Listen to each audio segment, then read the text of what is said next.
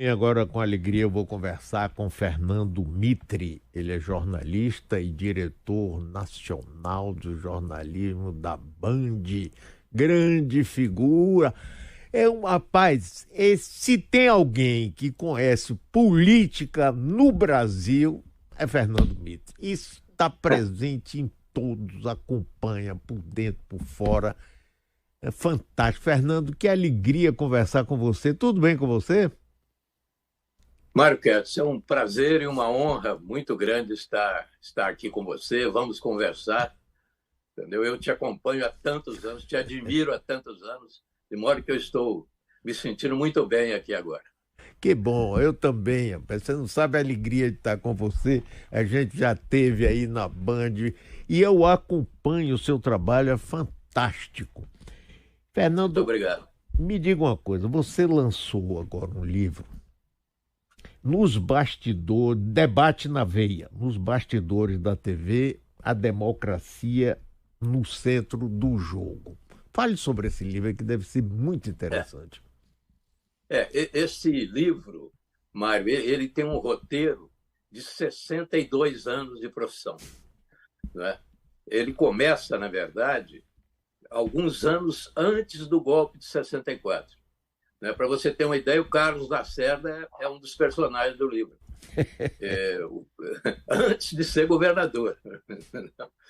E eu acompanhei tudo isso. Eu era repórter sindical, Mário, repórter sindical no começo dos anos 60. Então, eu estava ali em Minas, né, convivendo com todas aquelas lideranças e tal, as reformas do Jango virando o grande tema do país, provocando já as primeiras reações.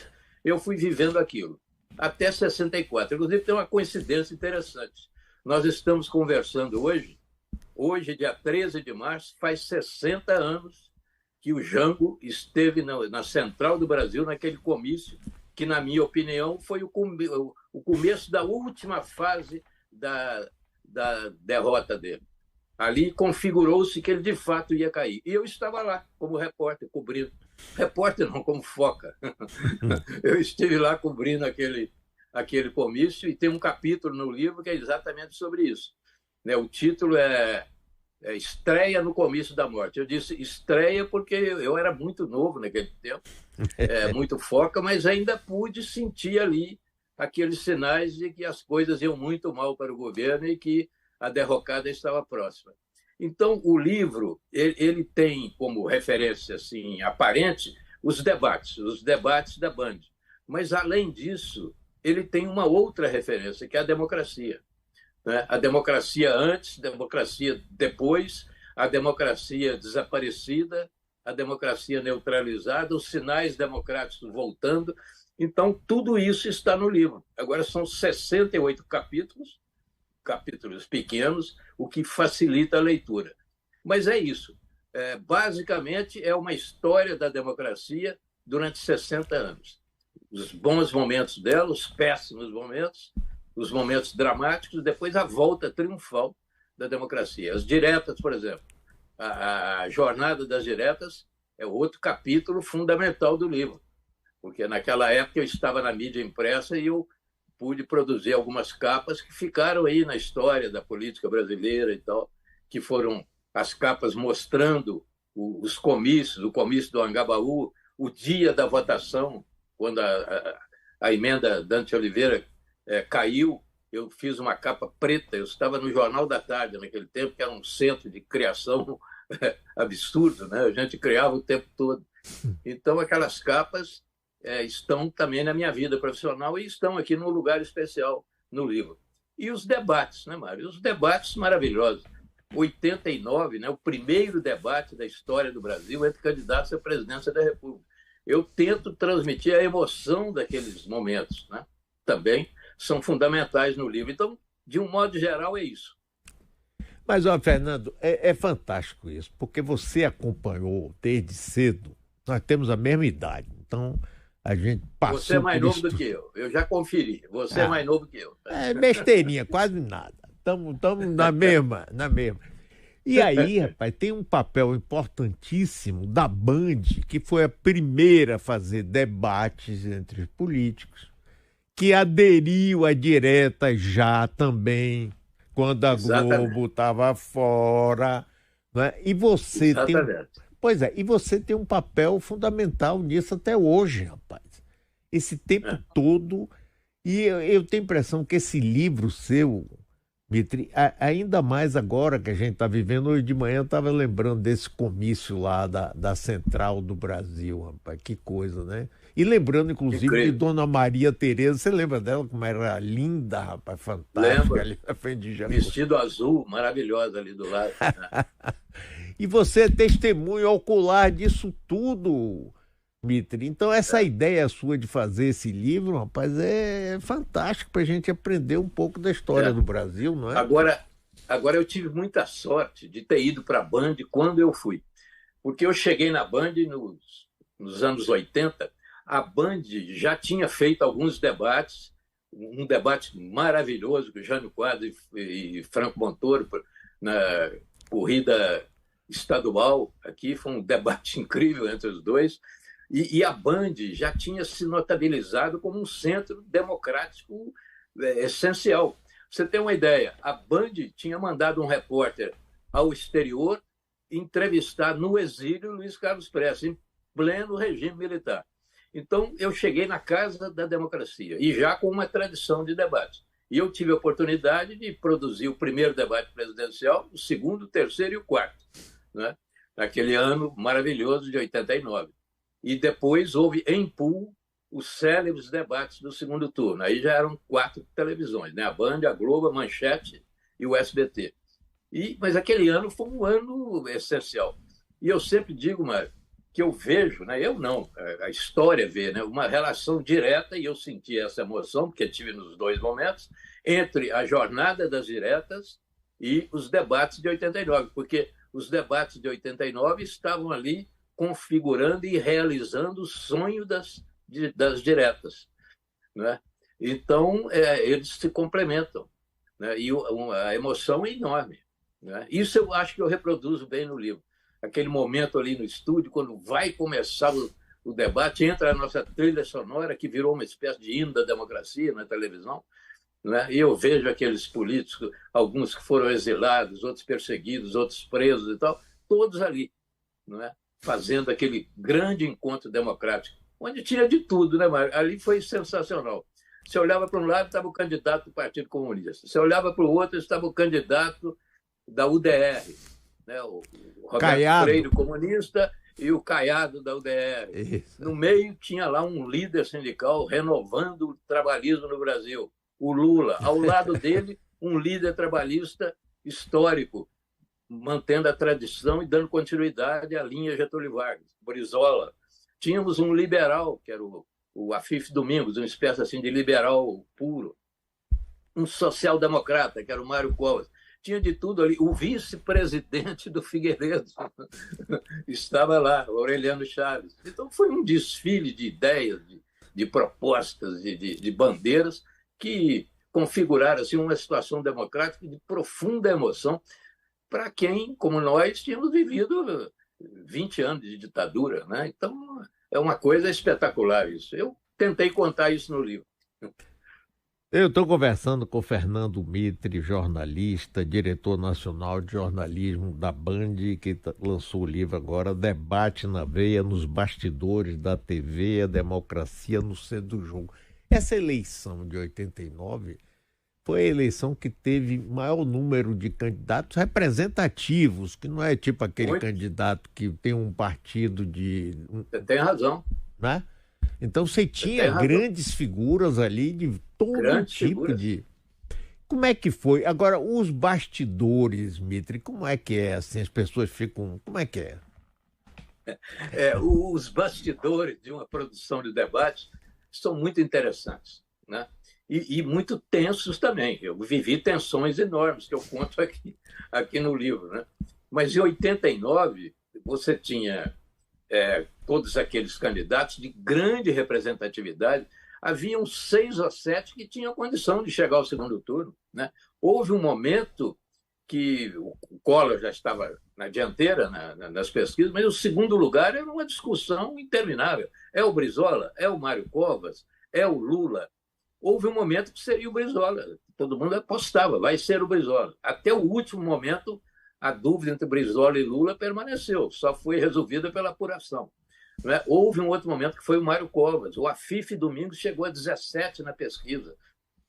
Então, aquilo ali, o doutor Ulisses, quando entrou na campanha, tinha a ilusão de que a Constituição, a Constituinte, seria uma grande bandeira eleitoral. Não foi. Foi uma decepção enorme para ele. Ele ficou praticamente sozinho na campanha, mas era o doutor Ulisses. Então, aquilo tinha uma dimensão, uma coisa incrível.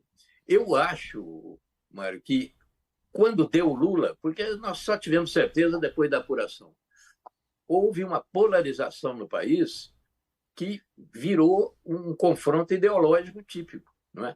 E houve um momento, naquele segundo turno, que o Lula estava ganhando. O Lula caminhava para ser o presidente da República. Depois teve uma inversão na última semana. E teve aquele debate. Aquele debate do segundo turno foi o segundo debate que, na minha opinião, não sei se definiu a eleição, mas acabou, digamos, configurando uma situação que tendia para a derrota do Lula, como aconteceu. Que aquele debate foi muito ruim, muito negativo para o Lula. Né? Ele tinha vencido o primeiro debate do segundo turno, que foi realizado na Manchete, no Rio, dos estúdios da Manchete, e o segundo debate e último foi nos estúdios da Band. O Lula já chegou mal naquele dia, né, para o debate, eu conto tudo isso aqui no livro. Mas, quer dizer, é isso que você diz mesmo. Muitos candidatos, grandes candidatos, vários deles representativos, e todos esses aí, 5 ou 6, com condições de chegar no segundo turno e com condições de ganhar a eleição. Eu acho até que alguns, se tivessem ido para o segundo turno, teriam ganho. Eu acho que se o Mário Covas fosse para o segundo turno, ele ganhava. Se o Brizola fosse para o segundo turno, ele teria grandes possibilidades de ganhar do Collor. Não é? Então, essa lembrança, esse estudo, né, esse mergulho que eu fiz no livro, né, com experiência de jornalista, evidentemente, eu acho que tem assim, muito significado político. Muito. É um episódio denso, né, de política, de vivência política. Fernando, a sua experiência é fantástica. Você viveu momentos emocionantes da história política do Brasil. Maior admiração por você, pelo seu trabalho. Acompanho você, inclusive, no Canal Livre. Agora me diga, hoje o Brasil vive uma polarização muito grande. Você acha que na política recente nós vivemos algo parecido ou não?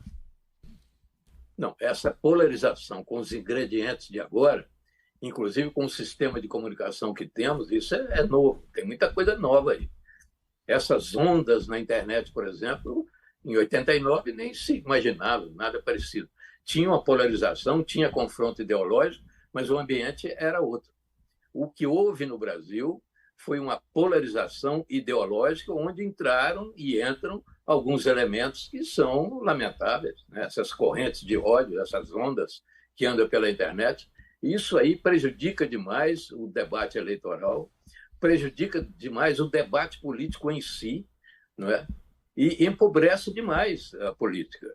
Eu acho que se pudéssemos voltar aos tempos do debate aberto, do debate de ideias, do debate de princípios, do debate de programas, isso seria uma reconquista, digamos assim, democrática. Isso está faltando. Eu acho que o Brasil hoje é muito mais complexo, o quadro de problemas brasileiros é um quadro muito mais complexo. O governo vive um momento muito diferente. Se você comparar, vamos tomar as relações do executivo com o legislativo. Uhum. Se você pegar os 2 mandatos anteriores do Lula e as relações dele com o Congresso naqueles 2 mandatos e comparar com agora, é completamente diferente. Não é? Então, está tudo muito diferente. Agora, o debate político no Brasil está muito pobre.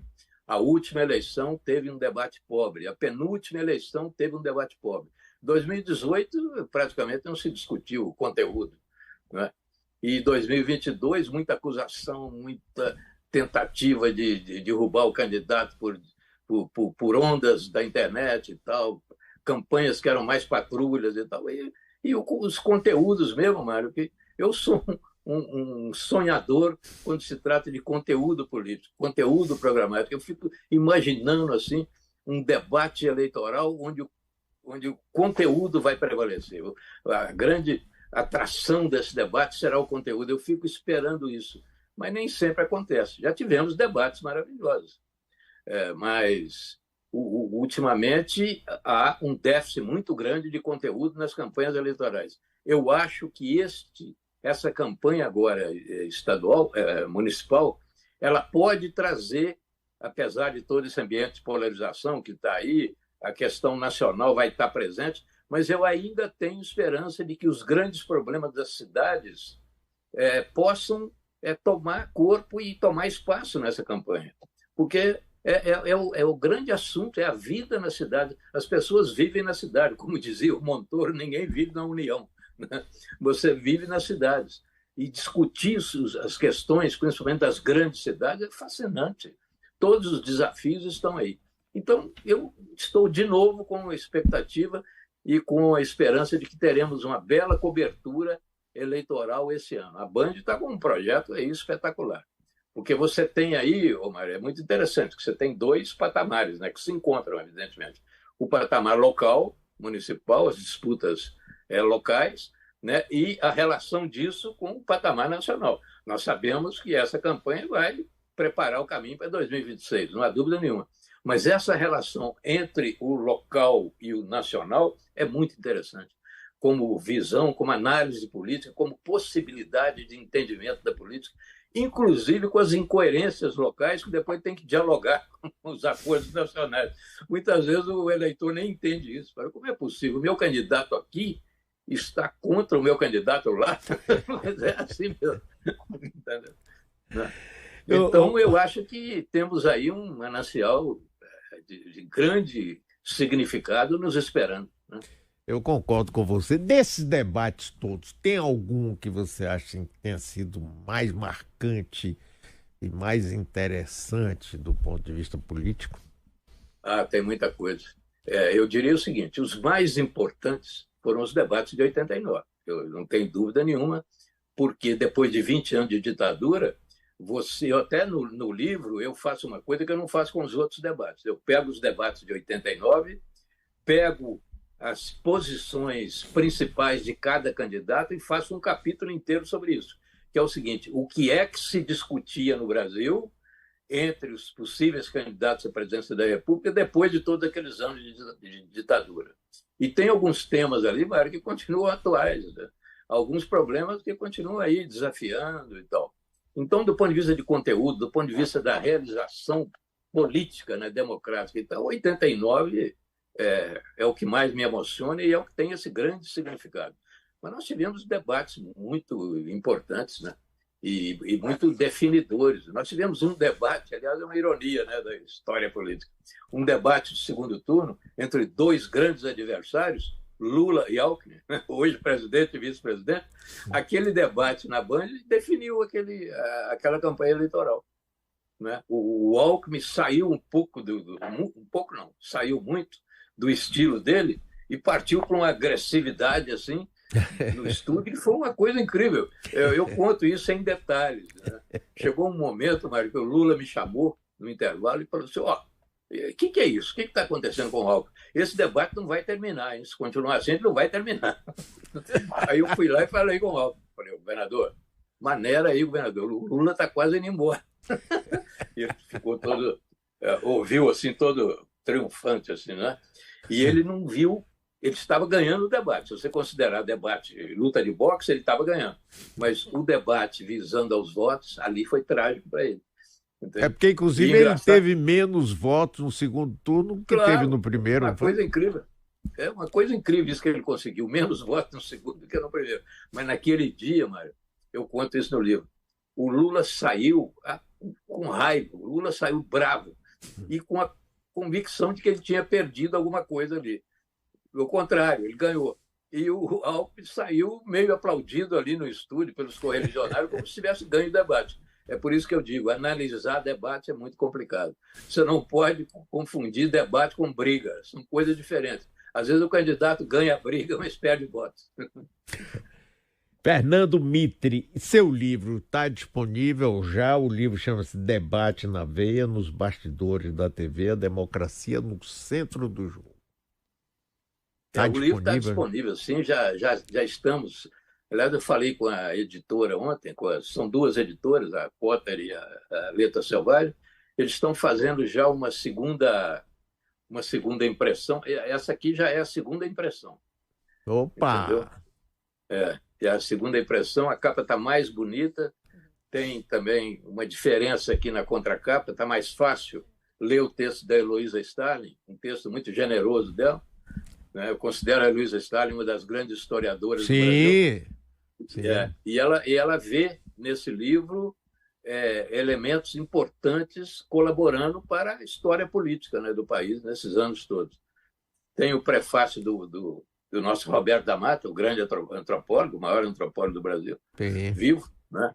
Ele também faz uma análise aqui bastante profunda desse período e do livro em si. E o livro já está indo para... Nós fizemos 4 lançamentos, fizemos um lançamento em São Paulo, lançamento na UNB, lançamento na ABI do Rio, lançamento em Minas, na Academia Mineira de Letras, e está indo muito bem, entendeu? O retorno é ótimo e eu estou muito satisfeito, porque o livro, Mário, já começa a entrar para as bibliotecas das universidades. Inclusive, eu tenho recebido muito convite para falar em universidade. E o que me interessa é isso, é que o livro tenha uma utilidade, que ele seja lido pelos estudantes, pelos jornalistas, pelos políticos e tal, pelo público que gosta de política. Eu acho que ele está cumprindo esse objetivo. É aquilo, né? 62 anos de experiência. Eu não deixei de ser jornalista 1 hora durante esses 62 anos.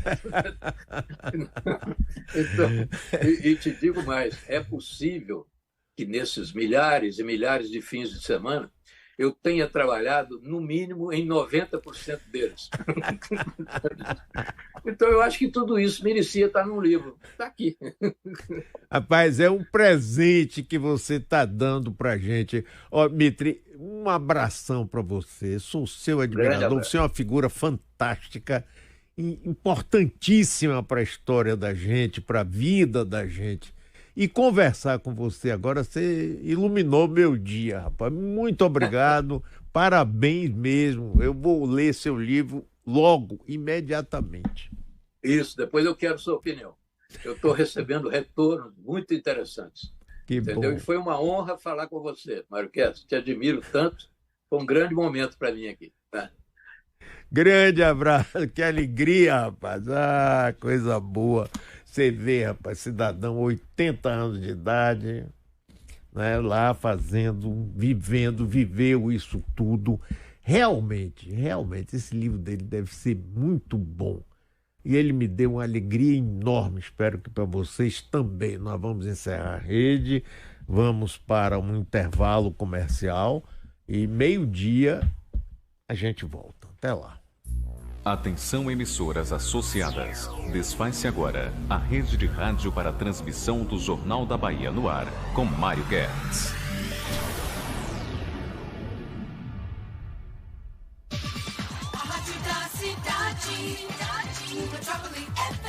Jornal da Bahia no ar, 1ª hora. Oferecimento Fé Comércio Bahia. Quem representa, defende. Senai, acesse tecnicosenai.com.br e ative o modo Tec.